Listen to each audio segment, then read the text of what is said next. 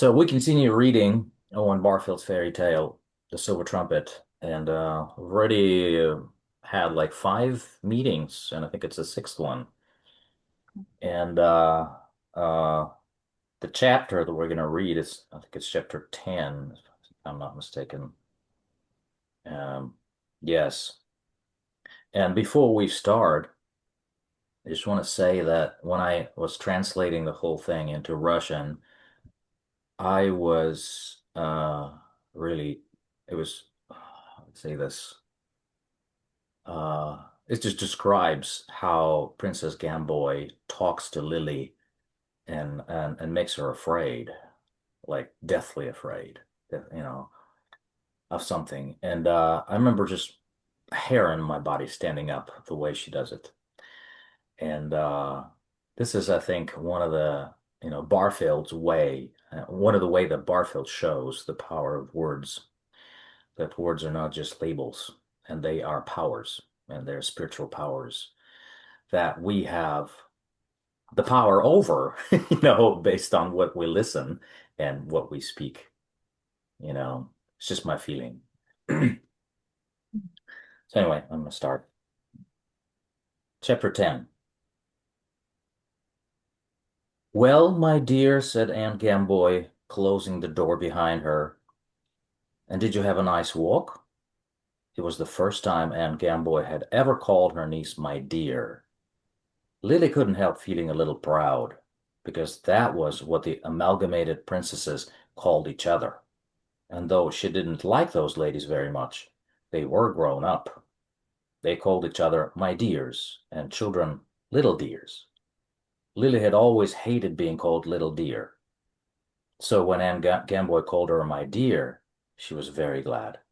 You see, the Amalgamated Princesses was a society of gentlewomen from the neighboring kingdoms who met together once a month at Montagny Castle to talk.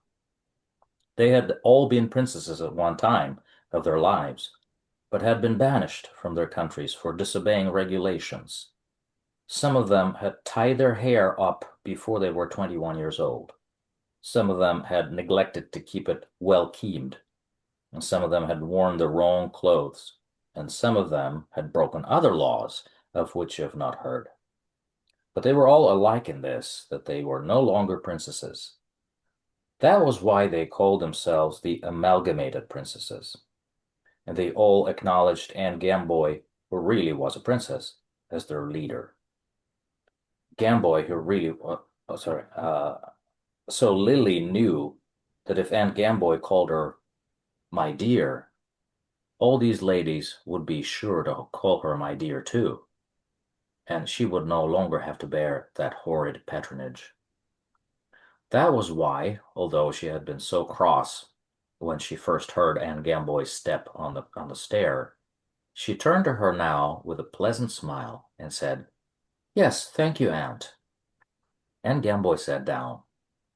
"What nasty weather we're having," she said. Princess Lily felt prouder than ever, for though her aunt had often talked to her before, she had never conversed with her like this. She sat up straight and patted her hair. "Yes, isn't it nasty?" she said primly. "Won't you have some tea?" "I've already had some, thank you, my dear," said Anne Gamboy, smirking to herself at the success of her little plan. And so the conversation went on, and all the time it went more like two aunts conversing together than an aunt talking to a niece. After a time, a little page boy came in and cleared up the tea things. Then he swept the royal hearth, drew the curtains, and went away, leaving Princess Lily and Aunt Gamboy sitting opposite each other over the bright, clean fire.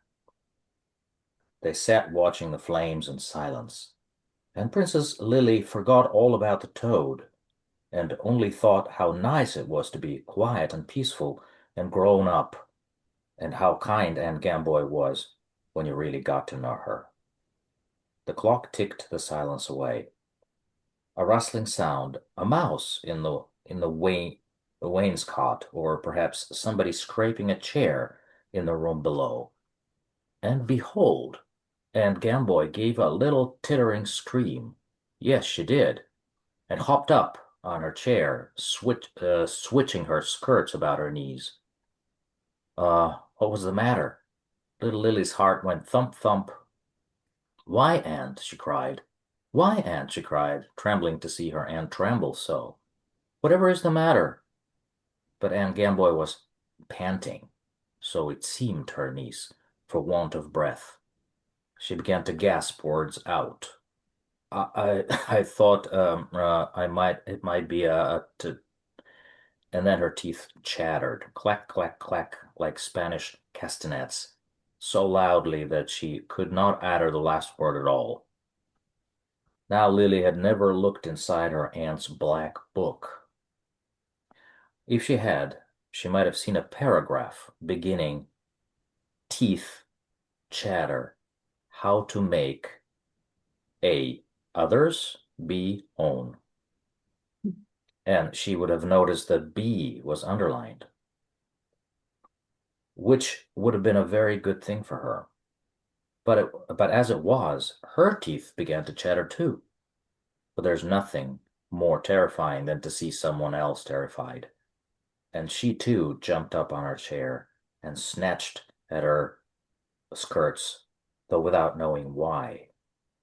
So there they stood, trembling and staring at each other from two chairs on either side of the fireplace. Soon, however, Anne Gamboy grew calmer. She climbed down and sat in her chair once more. So Princess Lily climbed down too, and again she asked her aunt what was the matter. For a long time Anne Gamboy made no reply. And then at last she went to Princess Lily, and throwing her arms around her neck, wept on her shoulder.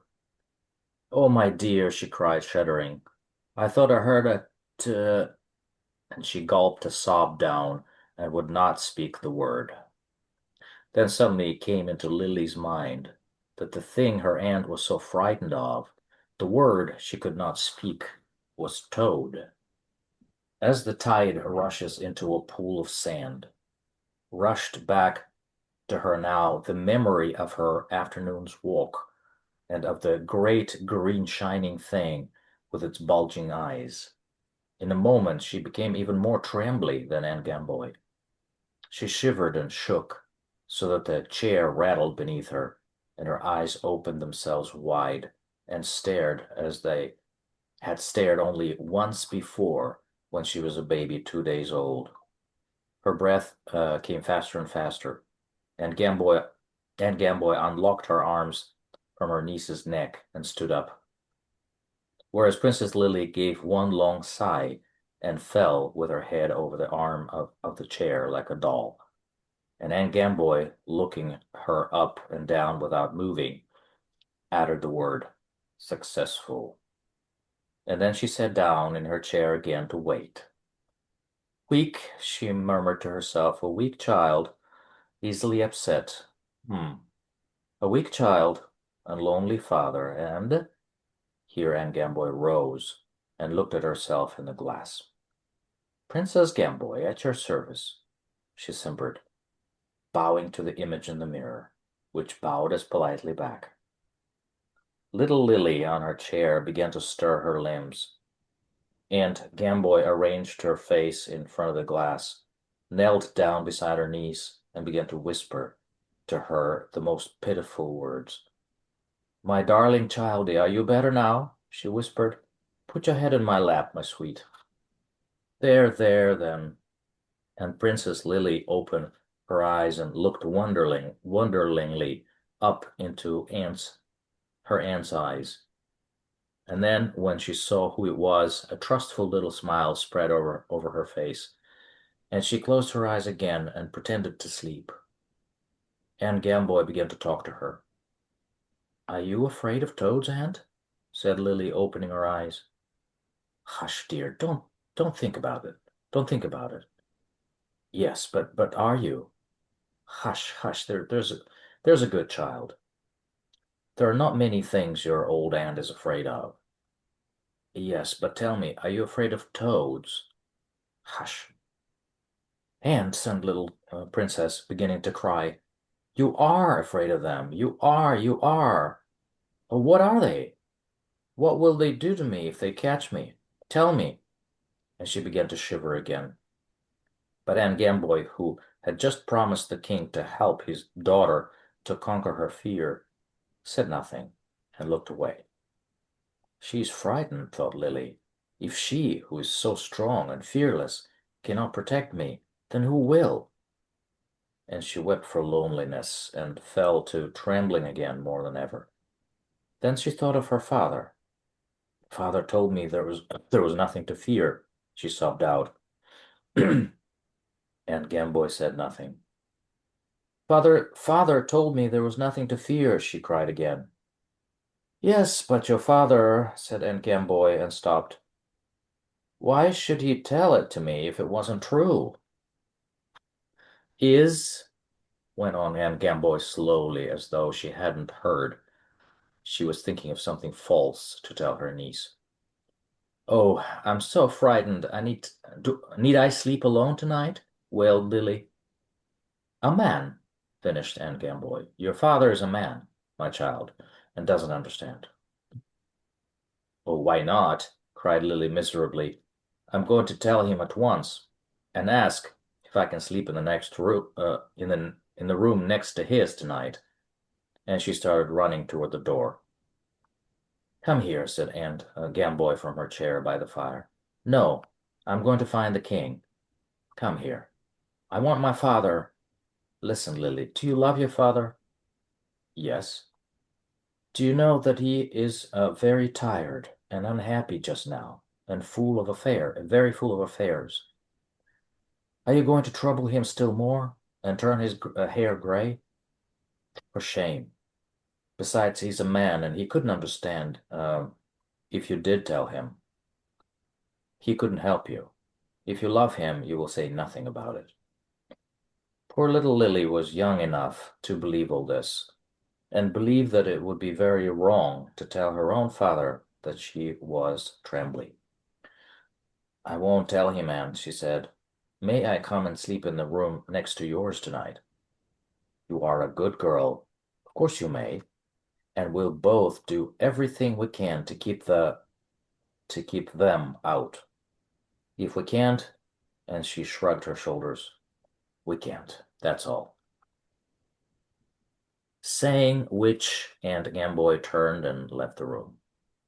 If we can't, we can't. The terrible words echoed in Princess Lily's ears. How she longed to tell her father everything. She remembered how wisely he had spoken to her on the way home from their walk, and how he had told her to fear none of God's creatures.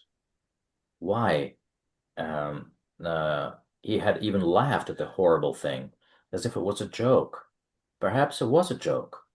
How safely Lily would feel if she could hold his hand and tell him all about it. Surely it would be all right. She would do it. But no, for then she remembered her Aunt Gamboy's words. How dreadful if she were really to turn her father's hair gray. A cinder clicked in the grate, and Princess Lily started and remembered suddenly that she was alone in the room. She had never feared to be alone before, but now she began to shiver and shake from head to foot. What was that noise? How tall Aunt Gamboy had looked just now standing on the chair, and how strange. What was that shadow moving on the wall? Princess Lily ran out of the room, turning her face away from the looking-glass as she passed, and fled downstairs to the great hall where she could hear the castle servants moving about. There she felt safer.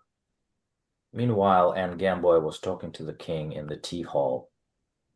Yes, she said, I've done my best to help the child. Poor little tot. I told her there was nothing whatever to be frightened at. I think she has got over it already.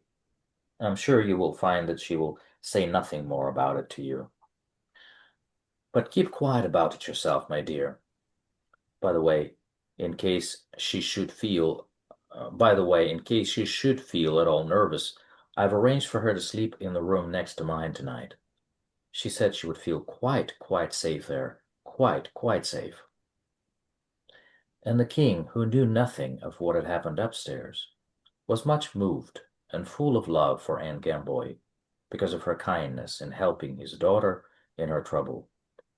He looked at her as she sat with her eyes fixed modestly on the floor, and when he had been gazing for a little, she raised her head and looked steadily back at him. And then it was that the king positively started because of her likeness to Violet.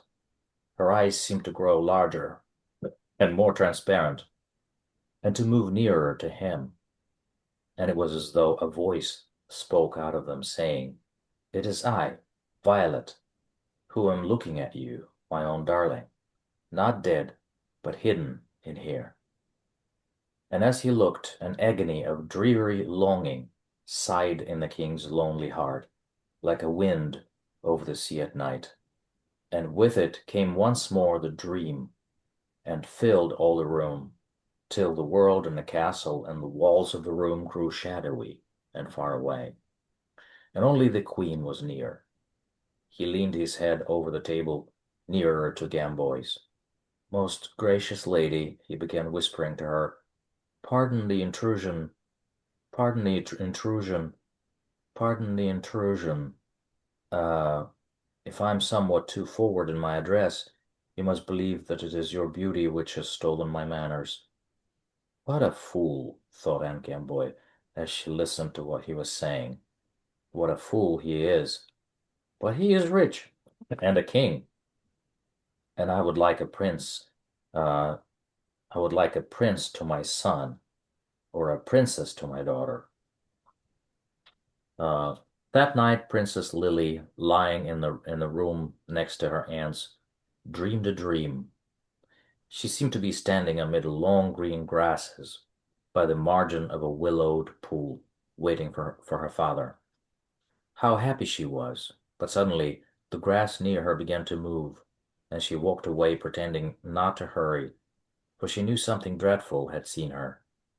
As she came out onto the road, she looked back and saw a great green toad lolloping along behind her. She quickened her pace. The toad did the same. She broke into a run. Faster and faster lolloped on the toad, always drawing a little nearer, always staring at her with stony eyes. Oh dear, how frightened she was in her dream. Princess Lily flew on and on toward the palace, and looking back once, she saw that the toad had ceased lolloping and broken into a steady run, striding over the ground with long spidery legs. She was panting for breath. Would she reach home before her strength gave out? Ah, at last there was the door in front of her. She seized hold of the handle, but it had stuck fast and would not even rattle in her hand. She screamed, "Help!" but no sound at all came out of her mouth, and she felt the toad's chill breath blowing the hair about her neck as she flung herself on the door and discovered that it had been open all the time, only needing a push. She tried to slam it behind her in the animal's face, but it had caught on a hook in the wall and would not move. Sobbing for breath, she stumbled upstairs to her aunt's room and found her standing stock still behind the bed, smiling. Princess Lily ran around the bed to her and tried to speak, but could not for want of breath. Lollopy lump, lollopy lump, lollopy lump. Poor little Lily dreamed. Dreamed she heard the toad hoisting itself up the stairs the way she had come. She seized her aunt by the dress and pointed to the door, but tall, thin Anne Gamboy only stood stock still and smiled and smiled. Yet Princess Lily knew somehow that she understood it all, though she would do nothing. In despair, she rushed out of the other door and down Gamboy's own staircase to the king's study. If only she could get to her father. Lollopy-lump. She heard the toad at the top of the stairs as she pushed open the study door. There inside was her father, standing with his arm in Anne Gamboy's, and Lily never stopped to wonder how her aunt had got there. Father, she shrieked, and this time her voice came. The toad, the toad! But His Majesty only burst out laughing, and when she called to him again, she saw that he was very small and round, like a little toy, toy figure of India rubber, and his head only came up to Gamboy's waist. He went on giggling, and then Gamboy stood and smiled, nor did either of them seem to understand that the toad was even now pushing open the door behind her. She stood in her dream, frozen with terror, watching her little father open his mouth wider and wider, and louder. Grew his grew his laughing till it grumbled and muttered around the whole room, and she woke up to find herself alone in the dark, with a thunderstorm going on outside. At first she lay still, not daring to move or make a sound, full of the dream. But then, remembering where she was, she called out through the door to her aunt. Auntie, Auntie, are you there? I'm frightened. And Aunt Gamboy, lying awake next door and listening to the storm, heard little Lily call out to her, but she made no sound, as though she were asleep and hadn't heard. She made no sound. Then Lily cried out again, Auntie, Auntie, and again, Auntie, Auntie. But Aunt Gamboy lay and smiled to herself in the dark, and answered not a word. At last Lily felt ashamed of crying any more, in case any other people in the castle should hear her. And as she dared not get out of bed and find her way in the dark to her aunt's room, she lay trembling and starting at every little creak in the woodwork and every rumbling echo of the thunder, until the window pane turned gray. And then, when the dawn was come, she felt safer again, and so tired that she turned over and went straight off to sleep. But in the morning she woke up tossing and tossing in the throes of a high fever, and when someone came and stood by her bed, she thought in her delirium that the lady was her own dear mother, of whose loving kindness the king had so often spoken to her, and at once she held out both her hands to her, crying piteously, "Oh, Lady Mother, my forehead is so hot," hoping and hoping that her mother would stoop and comfort it with her darling cool palms. But of course Anne Gamboy did nothing of the sort. Okay, let's make a break here, I guess.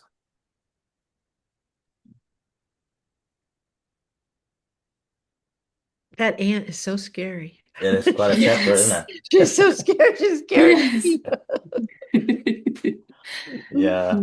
Oh, that's amazing. And the power Yeah. she has over Lily is scary too. Mm. This What do really you, saddens me, though, that she's trying to reach out for her to her dad, and he is just not there. I mean, well, do you think Hmm. he would be there if a Gamboy wasn't um lying to her? Or do you think could Lily resurrect her father on her own? Or do you think he's unreachable? I would say probably at this point unreachable because symbolically he had lost that, Silver Trumpet, which means he's not able to see through Mm-hmm. appearances. And Gamboy is the master of appearances. Yeah. You know, She's and devilish, very, very conniving and canny in her way of treating people. mhm. It made me think about the serpent in the garden, like Mhm. Yeah. getting Lily to doubt what her father said, Yeah, getting Eve to doubt what her father said. Yeah. yeah. Yeah, good analogy. Yeah, very much so. Yeah. Also, her Lily, the aunt making a pronouncement about men in general, you know, it's to make Lily mistrustful of her own feelings for her father, and then by and also take away her own agency from reaching out, or maybe she should comfort her father. She has a role to play, but she's being kept down by Gamboy. Yeah, yeah. I could also feel that Gamboy's power seems to grow Mm, exponentially after the loss of the Silver Trumpet. It seems like that she was sort of under check, before mm, and in check, I mean. But after, I mean, she's really, really, it's like growing like a toad, and the fear she's projecting. mm, And she's been reading her book, like the Black Book, and with all those words underlined. Like this toad is like mm, a thing that inflates itself out of proportion. And that's pretty much how any fear works, because you don't really, when I'm afraid, I don't really look at the facts. I'm kind of looking at the toad. That's just mm, a blown up thing in my mind. mm, And there's nobody, unless there's somebody from the outside to pop that thing and laugh at it. I can't really often I can't really get rid of this spell, for me. yeah. Yeah. Well, also they say that anxiety is the most contagious emotion. Um, Mm. if someone comes to you and they're anxious, you pretty soon you're anxious, unless Yeah. you have a huge ability not to feel that way. And she sort of stokes that fire in Lily with her little scene of being afraid. And Lily gets more afraid. Hmm. Hmm. Yeah, to me, I think it's a really interesting contrast between that ability to create fear with her words. It's almost like the black magic creates fear and distrust and anxiety and lack of agency in oneself. Whereas Eugene wrote in one of his books once that the Inklings saw words um, like as incantations, Yeah. and they weren't just ways of communicating, but they were portals to the invisible world. And it's an invisible world that's beautiful and full of truth, and there's no fear there. And Mm, that's the foundation of reality. And that true love, we can tell when love is true because it unveils that world for us. Whereas the other kind, the love of Princess Gamboy, it appears that way. Like she appears to be trusting, she appears to be the beautiful queen, but she's leading everybody down the path of fear and shutting down and unconsciousness. hmm Hmm. Yeah. Putting a spell on people, really, with that. Mm. Yeah. Right. Like two different kinds of spells. And Yeah. Hmm mhm. Interacting. It makes me think of the book of Revelation as well. I forgot which chapter it is, but it kind of says that at the end of times, people will hear so much fear that they will almost like become like despair, basically. Oh, I think we're there. Yeah, I think we're almost there, because really that's what Mm. happens, and Yeah. Yeah. People are so extreme now. I just can't get over it. Like I was the other night with a bunch of very intelligent, high-powered women. And I mentioned to the group, have you seen the movie Nuremberg, which I thought was an excellent movie, a new one. And one of the women, I mean, very educated, probably an Ivy League person, says, yes, and we're ready for another one of those trials in this country. And I said, I don't think the footage in Nuremberg quite matches anything in this country yet, because they show that footage that was actually shown at Nuremberg by George Stevens, a Hollywood director, which is horrible and is so life-changing to see. And it changes in the movie, and as it did in real life in the 1944 trial, when the everyone in the courtroom saw the camps. But this woman, thought that we were the same. I just felt like the fear, whatever fear she harbors about current situation, people are taking it to such an extreme, some people. Yep, yep. It's like a toad. Yeah. Yeah, It's it being was. blown. Yeah. Yes. It's Good really uncanny that he chose this metaphor. I mean, Yeah. this symbol, Mm. because it's one of the animals that blows itself up, inflates, but Yeah. it's empty on it's of course empty on the inside, Yeah. and it's in some ways it's laughable.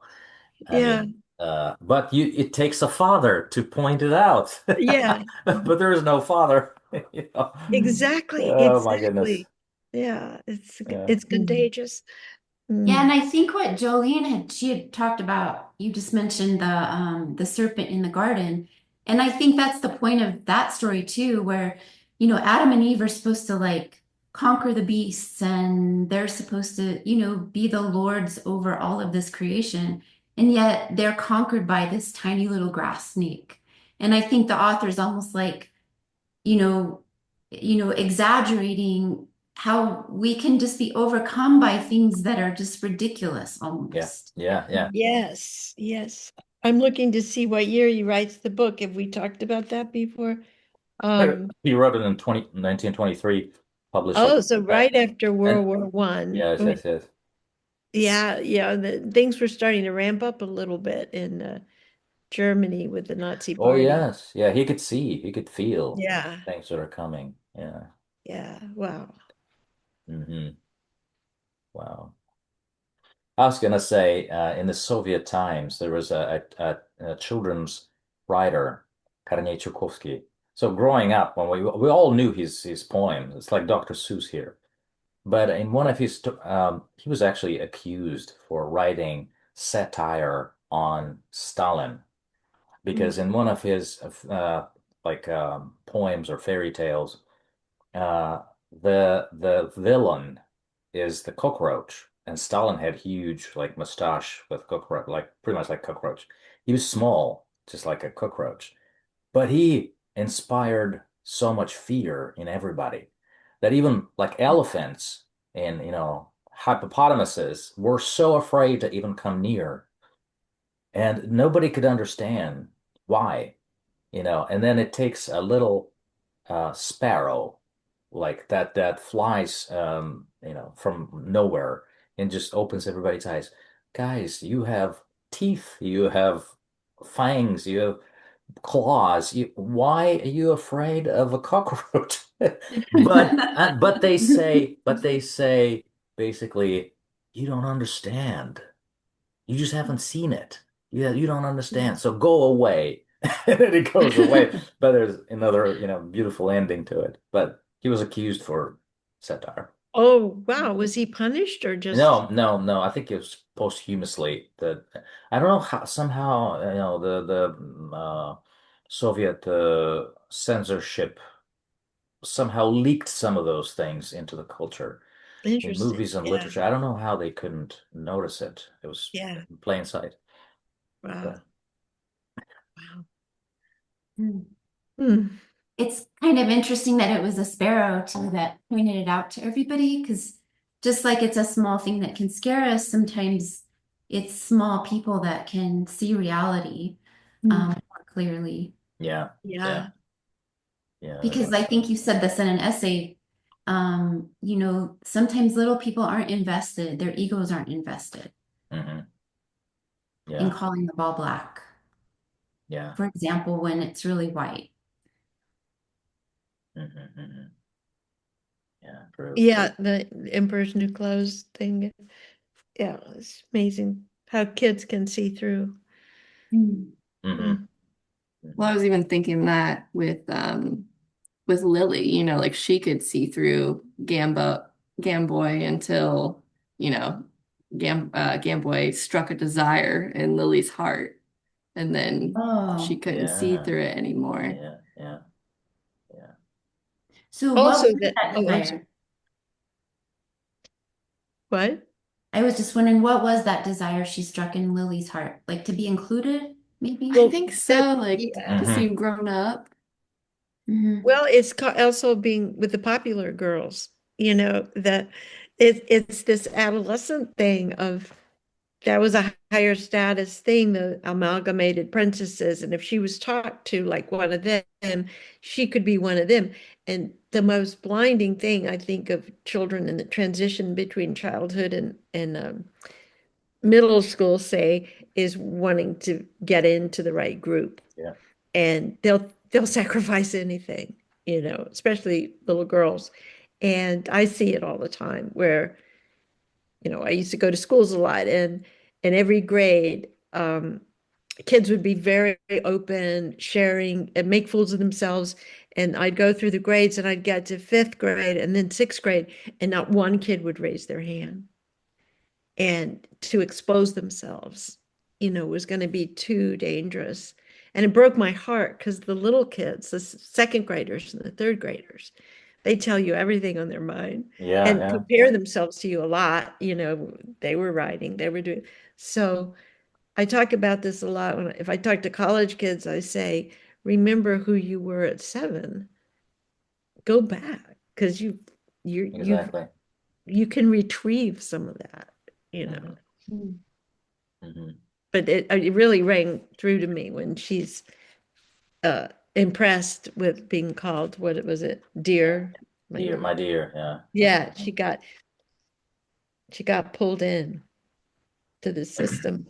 That's interesting. I've also read in some like therapy work, uh, people are encouraged to go back in their memories to the point where they got this fear, whatever it is. Yeah. It seems to be a really important point because later in the story, it's really clear that Lily's whole life is determined, kind of flows out of this conversation. Mm. I can remember back, when I was a child, some things that people said without even thinking what they're saying. But it got so deep into me that for years I was like a prisoner of that particular thing. Oh, it's so true. And Yeah. it took somebody like a sparrow to tell me this is just a laughable thing, believe it or not. Mm. Uh, and for example, I worked as a teacher of English back in Russia, when I was in my 20s. And one thing that I don't know where I got it, but I was really kind of feeling that I have to prepare for every lesson, like over prepare, like prepare so much that I would know every word ahead of time, sort of thing. And I'd be sitting and developing those lessons. And of course, the director required some of that. But anyway, it kept me paralyzed for several years in a row until a German teacher came, was hired. And she talked to me and it's like, your English is so beautiful. It's just perfect. I mean, why do you even need to prepare? I mean, I never prepare because I have all the books here and they have the children have all the books. Just open the book and read it with them, for heaven's sake. And you know what? That was like a spell breaker to me. It's like for the rest of the time in school, I just felt like I was flying. Like, why do I even need that? That Yeah. touch. Yeah. That's how it went. Yeah. I love that. Um, So Yeah, so when you read something about like that moment where she's getting seduced by her aunt, you just cringe and you want to shout into the book, stop, go to your dad. Help your Yes. dad. It's terrifying. yeah, yeah, it's probably the same feeling in Genesis, right? You want to cry out to Yeah, Adam and Eve, don't eat like, the apple. go to your dad. Yeah. Oh my goodness. Does everybody know this? Did everybody know this except me that when you turn on your Apple phone, if you have one, the apple comes up with a bite out of it? Yeah, yeah, yeah, it does. I mean, is that so Ah. obvious? And it's the temptation of knowledge again. Yeah, Mm. no, yeah, for sure. Mm. Mm. Shall we go on? Yeah. Yeah. Okay, so this is a very interesting chapter in the last part 3, uh, where things are turned around, but in a very, very Barfieldian way. I'm sorry for my coughing. I've been sick for about a week. Oh, sorry. Yeah. Okay, chapter 11. Very well then, go. and never let me see your face again. It was the court of Stranveig, and old King Stran was speaking to his son. Without a word, Prince Pirio turned away and went slowly off to pack his knapsack. But since his father was banishing him penniless from the kingdom, he had very little to put together. Nothing at all, in fact, except a little knapsack containing one day's provisions, two clean pairs of socks, a compass, and a picture of a princess named Lily, who lived in the castle of Mountainy on the other side of the world. It was this picture which had been the cause of their quarrel. A wealthy merchant of the kingdom, who, although he was a merchant, loved good painting, had brought it a week ago for a heavy heap of gold and presented it to the prince. And Prince Pirio, the moment he saw it, had fallen in love, not with a picture, but with a princess. He told his father that unless he could find Princess Lily and persuade her to marry him, he should certainly live in misery for the rest of his life. But old King Stran had his own ideas of love, and especially of love at first sight, and more especially still of love at first sight of a picture. He said, I think not. And he then explained to his son that it was his duty to marry Princess Killam, the daughter of a neighboring monarch, who, besides having a large fortune, would make him a very good wife. But Prince Pirio said, I think not. And then the quarrel began, which ended in the king's banishing his son forever. So Prince Pirio set out on a Sunday morning to walk around the world with a picture in his heart and a knapsack. Luckily, it was a very small picture and quite light. He was very sad when he thought of the quarrel. He was very sad when he thought of the quarrel, for he loved his father and was afraid the old man would be lonely. But it's no use worrying, he said to himself. It can't be helped. And he determined to listen to the birds singing. Well, he walked and he walked and he walked, and his boots wore out. So then he stopped at the town of Bremen and worked hard for a week till he had earned enough money to buy a new pair of boots. And he walked and he walked and he walked, and his third pair of socks wore out.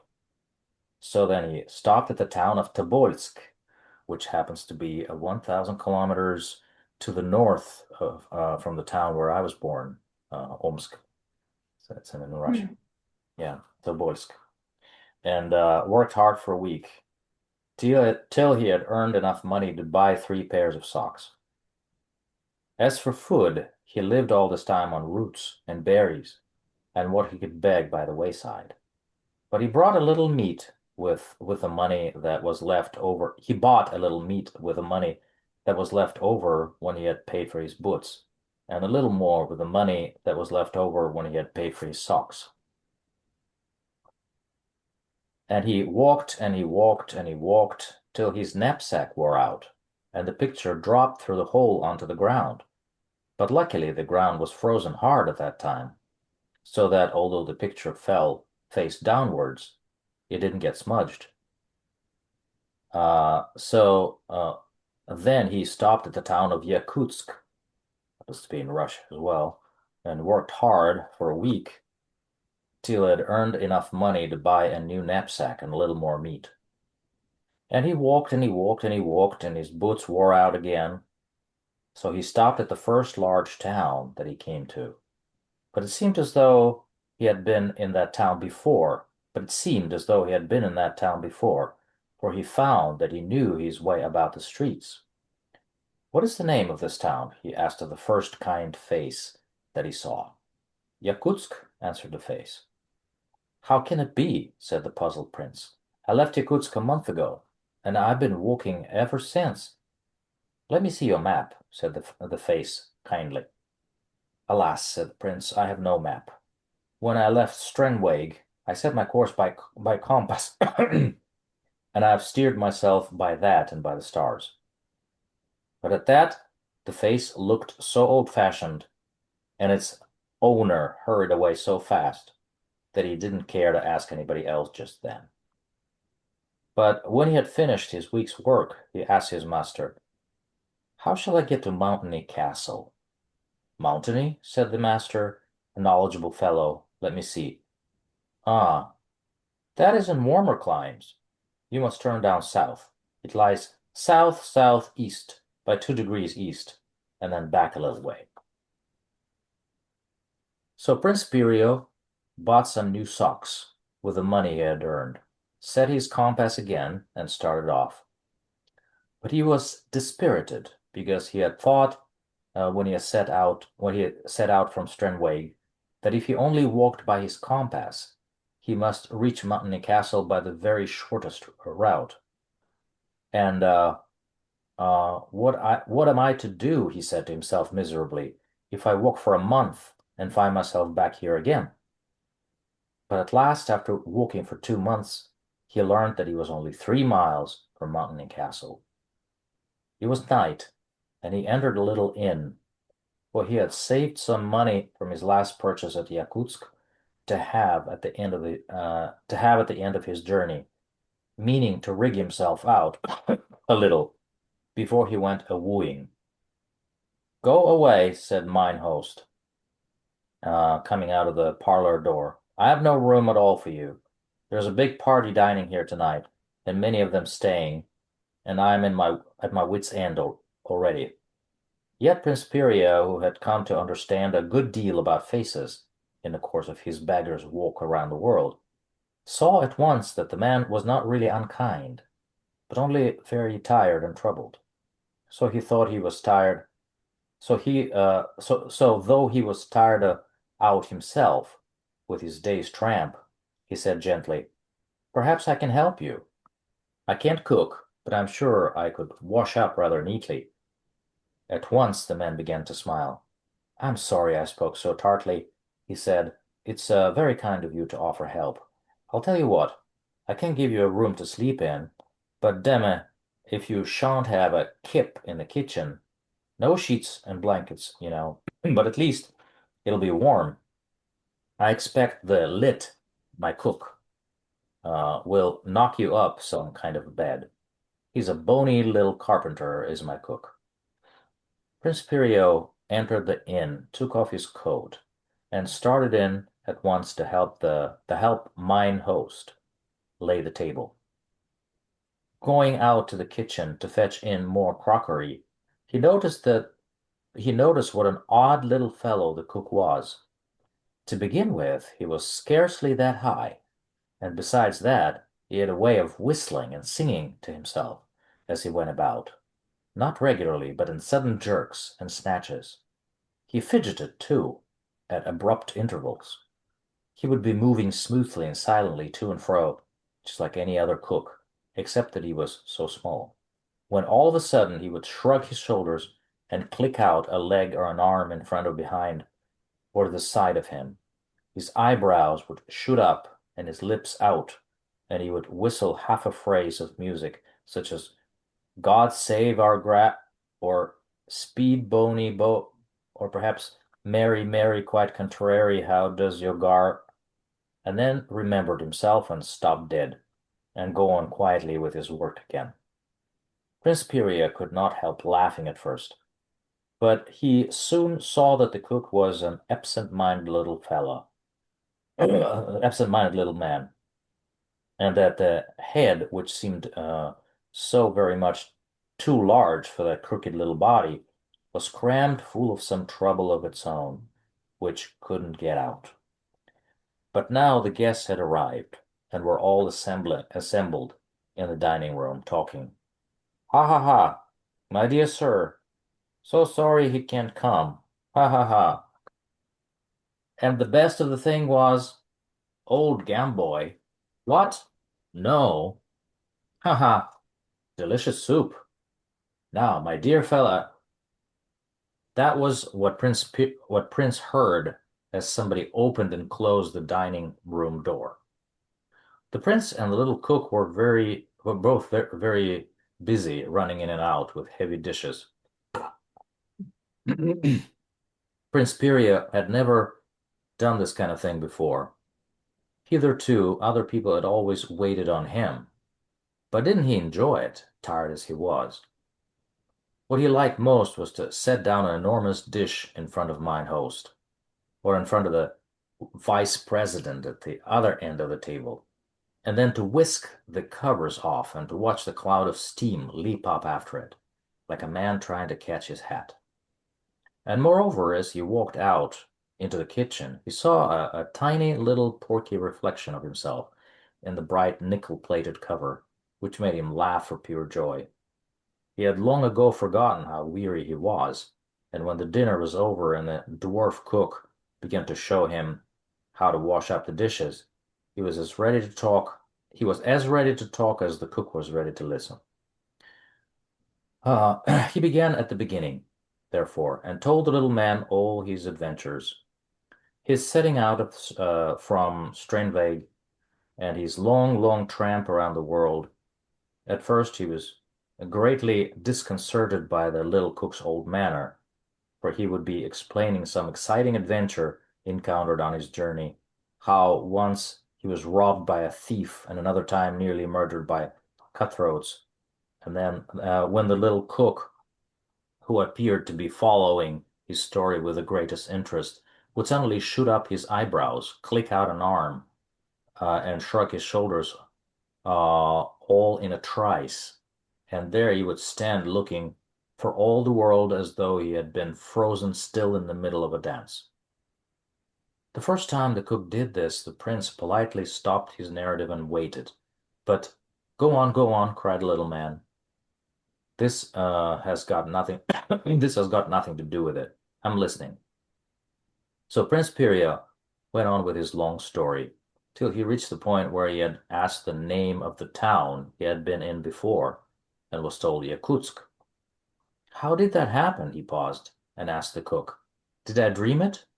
I can't have done. I remember the season changed from autumn to winter between my first and second visits. Hmm, said the little man.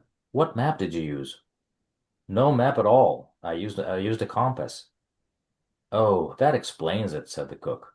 You must have done just what Mercator did. He hadn't got a map either. In fact, he went round on purpose to make one. See cosmic circumambulation in the Encyclopedia Montanica. Expound, expound, said the prince, laughing at the little fellow's long words. But the little fellow didn't like being laughed at. Very well, then, he said in a hurt voice. Next time you have an orange, you try and spread the peel out flat on the table. Australia happens twice. Siberia happens twice. That's more than my advice goes. That's more than my advice does. Next time you ask questions, listen to the answer. Handsome is as handsome does. People who live in glass houses shouldn't throw stones. Catch hold. And he threw a sopping, slippery dish to the prince, who deftly caught it and began drying it with a dishcloth. Clout. For a little while they worked in silence, but when at last they had broken the back of the job, and the great pile of greasy clobber of the washboard was turning slowly into polite rows of shining plates in the rack and dangling cups in the cupboard, and when the cook perceived that, however quickly he washed, the prince could wipe a little faster and was always waiting for him, he grew good-humored again, and at last, as they sat down at the yellow kitchen table to their own meal, "Well," he said, "what did you do it for?" "Do what?" said the prince. "Why, walk around the world," said the little cook. "Well," said the prince, "it is true I was happy enough at home with Strain my father, but one day a wealthy merchant, who, although he was a merchant, loves good painting, came to the palace and brought with him this," and he got up and walked over to his knapsack to show the little cook his picture. But before he could get it out, the cook held up one hand, like a policeman, stopping the traffic. "Portrait," he said. "Yes," answered the prince, tugging at the frame to get it out of the bag. "Aha," said the little cook, archly wagging his finger. La grande passion. I beg yours? Asked the prince politely. No compos mentis, explained the cook gently. It's the same thing nowadays. And laying his cheek flat on the flat table, he looked hard at the prince, whistled, let the great big world keep turn, and stopped dead. Okay, there's a footnote. Let the great big world keep turn.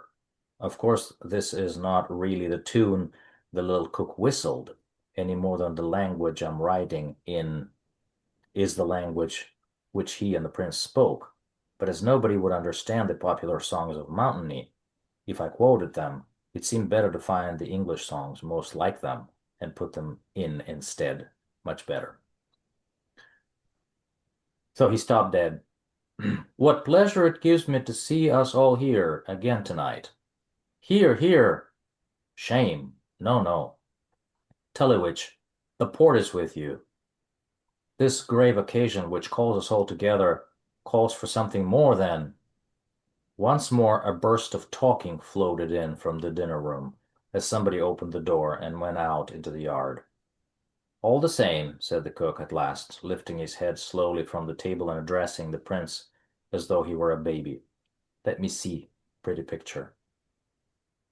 It was a rude thing to say, but he did not say it rudely, only as if he were very tired. For there was a clear ring of kindness in his voice, and the prince, who had come to understand a good deal about voices in the course of his beggar's walk around the world, was not offended by it. So he took the picture over to his companion. How startled he was by the result! For Princess Lily, gasped the little cook. All his queer manners fallen from him like an overall. What then? Do you know her? Cried the prince. Yes, no. That is, I once knew her mother. The little man was white and trembly. Do you love Princess Lily? He asked. Love her? Said the prince. Yes, yes, said the little cook, looking at him. Cut all that out. Do you love her? Yes, said the prince, looking at him. I'll help you, said the cook, putting his hand in the prince's. Now the prince looked rather old-fashioned at this, for he did not see how this little man, a cook in the wayside inn, could help him, the Prince of Strenwag, to woo his lady. But the cook took no notice. The only thing I can do, he said in a thoughtful voice, is to give you an introduction to Miss Thompson. You'll need it, let me tell you, before you've done, with a fox in the hen house, like old Gamboy. Heaven knows what she may be up to nowadays. Who's old Gamboy? Asked the prince. So then the little cook, who had lived many years ago at the castle, began to explain to Prince Piria who Princess Gamboy was, and if it took him as long as it's taking me, it must have been very late that night before the cook knocked up a wooden bed for the prince, and they both went off to sleep. Mhm. So let's end here. Yay.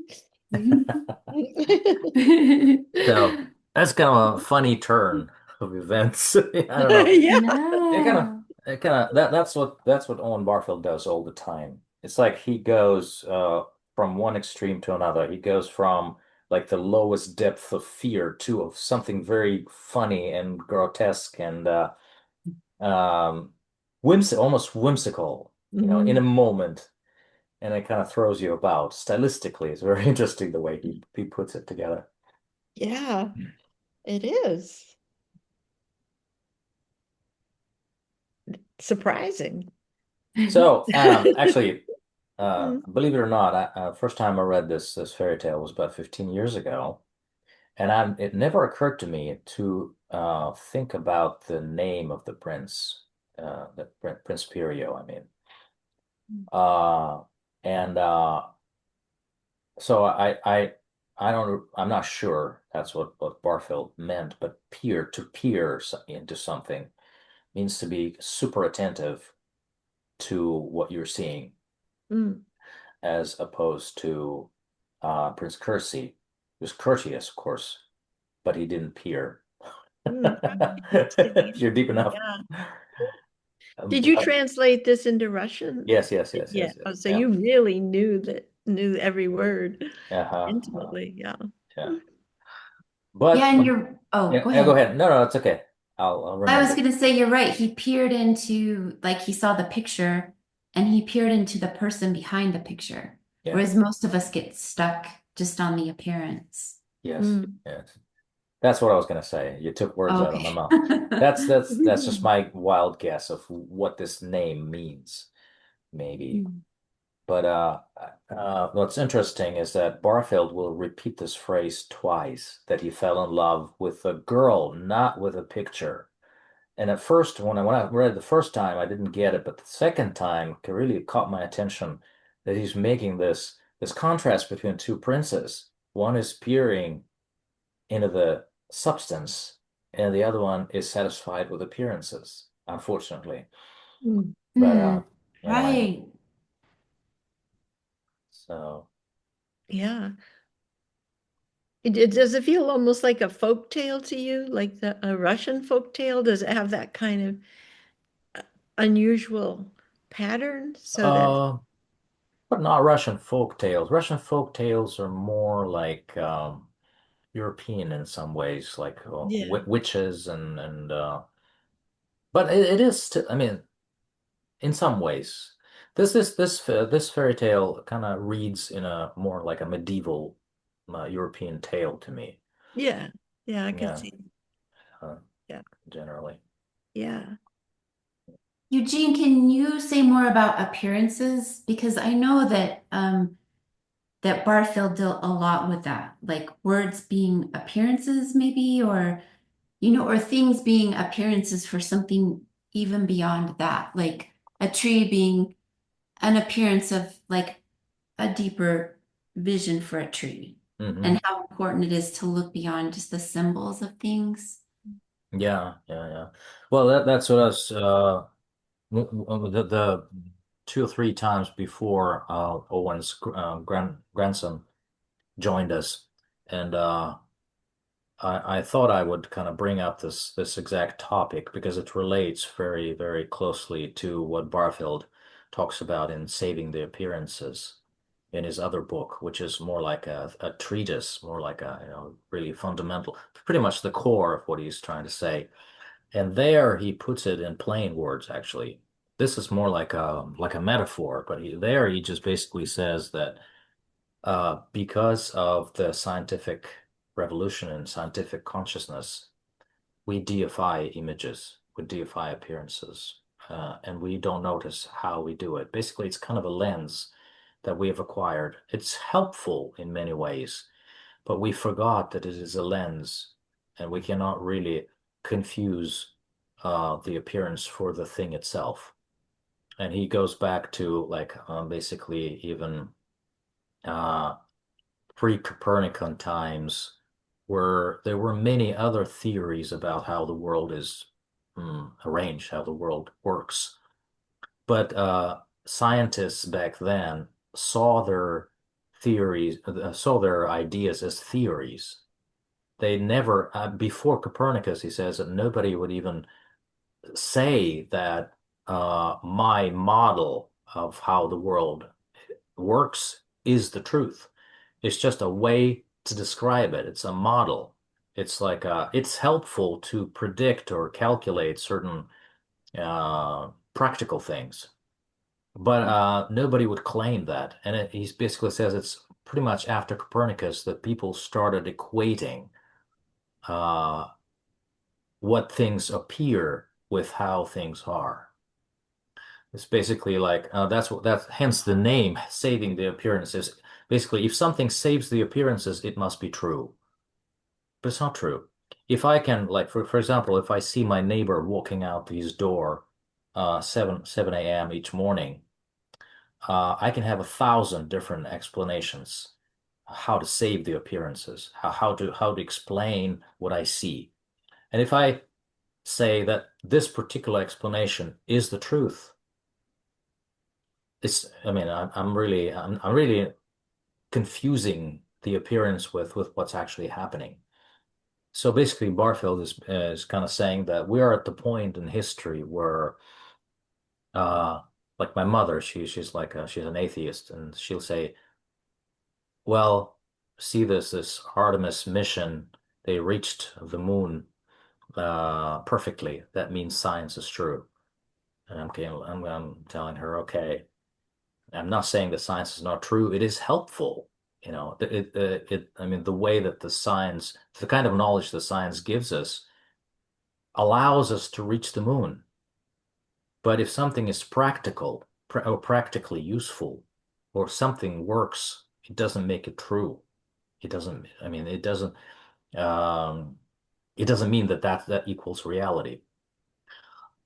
I'm not sure if I'm making any sense out of Like it, it but doesn't equal the full extent of reality. yes, yes, yes, yes. Yeah, an Orthodox priest told me recently that when he was a fisherman in Alaska, after a 2-day haul, when everybody was broken and exhausted, he saw the sunrise, and he said he thanked God, and he just saw it as uh, this wonderful experience after all their exhaustion. And the other sailor, who was an atheist, said, the father said, "I see God's grace," and the other sailor said, "I see an accident." Like he just thought he had absolutely no metaphoric understanding beyond the physical reality of the appearance of the sun. So I find that so depleted. There's just it lacks any kind of joy or Mhm. gratitude. It Yeah, yeah, wipes it all out. It's so yeah, sad. yeah. So yeah, it's interesting that you say that because for Barfield, we're dealing with the physical world is like the manifestation of the creative spirit of God. Hmm. It's something is always like if I look at a flower, I'm seeing, what am I seeing? Am I seeing a physical object or biology or whatever? Or do I see the way that, the mind of God chose to appear to me for my own pleasure, joy, and participation, Hmm. things like that, because that changes so much.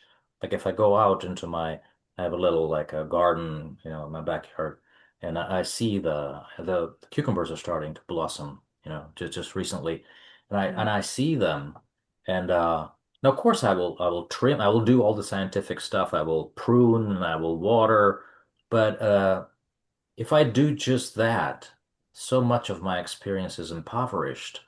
Whereas if I choose to look at it like God is choosing to appear in this way, this Yeah. morning, right now, as a yellow flower on this cucumber, and then it will somehow magically turn into a fruit, and I will eat it.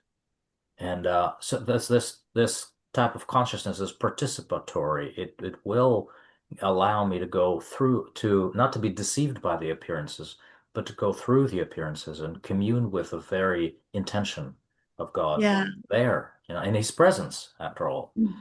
Yeah. Yeah. I love that. Did you ever read Chesterton's book Orthodoxy? Oh, I And did. I did. the chapter Elfin Ethics? Yeah. And it's the same theme that fairy tales tell us the truth because I'm sort of making this up, but it's what I remember sort of. If you see a pink river, it's only to remind you of the astonishment of a blue water, Yes.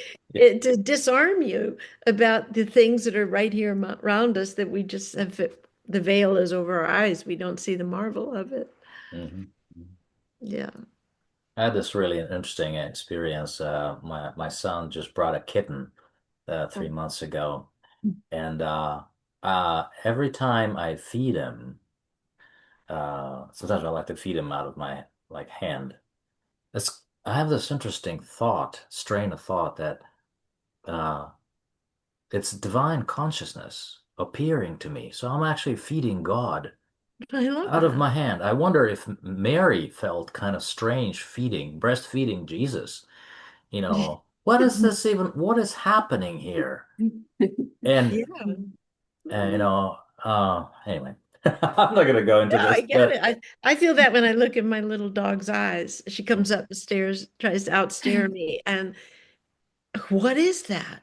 What is looking at me? It's yeah, just you can just see beyond the eyes of a dog into something deeper, and you can't even find the words for it. mm, mm, That's just wonderful. yeah, yeah. Wow. Well, it's a good time. Spring is coming here, so the snow is all gone for the moment. Might have more this week, but just to start seeing the trees bud Hmm. and and the rabbits come out. I mean, it's just Mm, if you pay attention, it's so beautiful. yeah, yeah, yeah. Yeah, and I like the idea. You mentioned this in a book too, that the Inklings, like they were all inspired by something that was beautiful and remote, like something that like a beautiful flowering tree reminds you of something just beyond that tree that you can like this the smells of the flowers and but you can't quite grasp it yet. But that's like what pulls us in and like really beautiful art or music sometimes will just pull us into a different something beyond what we can like tangibly touch. Yeah, yeah. Like we don't quite I don't know quite what that is, and it makes me want to respond to it somehow. Like makes me want to paint that tree or dance around Hmm. or do something. Yeah, yeah. That's very interesting. Uh, when I first read this chapter years ago, uh, about Prince falling in love with Princess Lily through the picture. Actually, Dostoevsky has a very similar motif in Idiot, because Prince Mushkin falls in love with this, I forgot her name now, by seeing her portrait. And it's actually quite a common pattern in a lot of Russian literature of being able to look at the appearance, of course, at an image, but actually peering in and seeing the somehow catching the essence behind it and communing with that essence. However it turns out, because the story, there's so many peripetia there that, but yeah, and I think C.S. Lewis also uh, referred to that in his what's it called? The Weight of Glory, I believe. Yeah, That's the one that comes to mind. yeah, The smell of a flower we haven't seen yet, that yeah. type of thing. A Right.